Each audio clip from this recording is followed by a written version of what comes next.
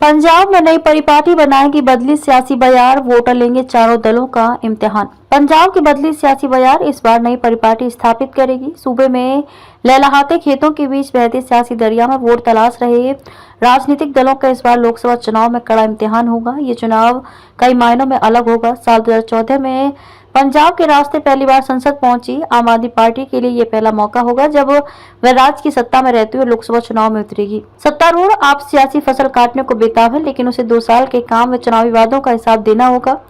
पिछले चुनाव में 13 में से 8 सीटें झोली में डालने वाली कांग्रेस के सामने बिखराव के बीच गढ़ बचाने की बड़ी चुनौती है। लगभग 4 साल पहले कृषि कानूनों के विरोध में एनडीए से नाता तोड़ने वाला शिरोमणि अकाली दल पंजाब में भाजपा से गठबंधन के लिए फिर कदमताल कर रहा है, लेकिन उसके रास्ते में एमएसपी पर कानूनी गारंटी मांग रहे किसान खड़े हैं।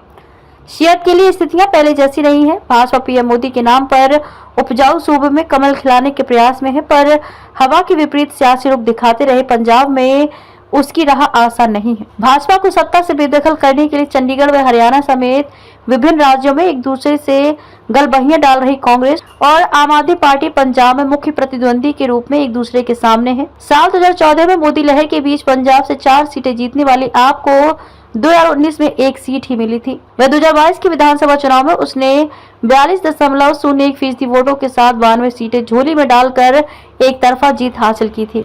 ऐसे में पिछले लोकसभा चुनाव की तुलना में इस बार स्थितियां अलग हैं। सूबे में सत्तारूढ़ आप पंजाब से संसद के लिए लंबी लकीर खींचने के प्रयास में है। यही कारण है कि संसद में भी भगवंत मान नारे के साथ पंजाब में चुनाव अभियान लॉन्च करने वाली आपने 5 मंत्रियों को ही लोकसभा के दंगल में उतार दिया है।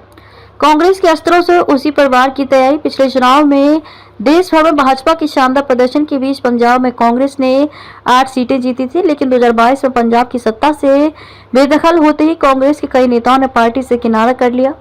2 साल में कांग्रेस के 20 से ज्यादा बड़े नेता पार्टी छोड़ चुके हैं। इस चुनाव में भाजपा व आप जैसे दल कांग्रेस के इन्हीं अस्त्रों से उस पर वार करने को तैयार है। पंजाब में कांग्रेस का चेहरा रहे कैप्टन अमरिंदर सिंह व सुनील जाखड़ अब भाजपा की कमान संभाल रहे हैं। आपने कांग्रेस से आए रिंकू को जालंधर व जीपी को फतेहगढ़ से टिकट थमा दिया है। होशियारपुर में भी कांग्रेस विधायक दल के उपनेता डॉक्टर राजकुमार चब्बेवाल को पार्टी शामिल करवाकर होशियारपुर से उतारने की तैयारी है। किसमें कितना है दम, आम आदमी पार्टी ताकत। 2022 में सत्ता में आने के बाद भगवंत मान सरकार अब तक पूरे किए गए वादों का लाभ उठाएगी।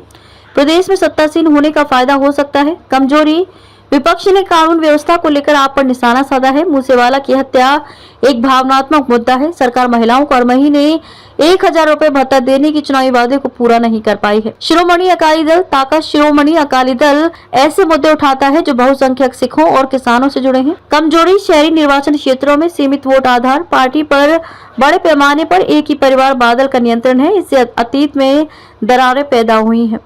भारतीय जनता पार्टी ताकत। भाजपा के पास अब पूर्व मुख्यमंत्री अमरिंदर सिंह समेत कई सिख चेहरे हैं। राष्ट्रवाद और केंद्र सरकार के विकास कार्यों के साथ प्रधानमंत्री मोदी का चेहरा।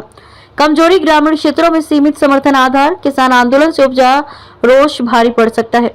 कांग्रेस ताकत। शहरी और ग्रामीण दोनों क्षेत्रों में पार्टी का आधार है। परंपरागत वोट बैंक भी मजबूत। कमजोरी, अंदरूनी कलह, गुटबाजी व बिखराव के अलावा कई नेता कर चुके हैं पार्टी से किनारा।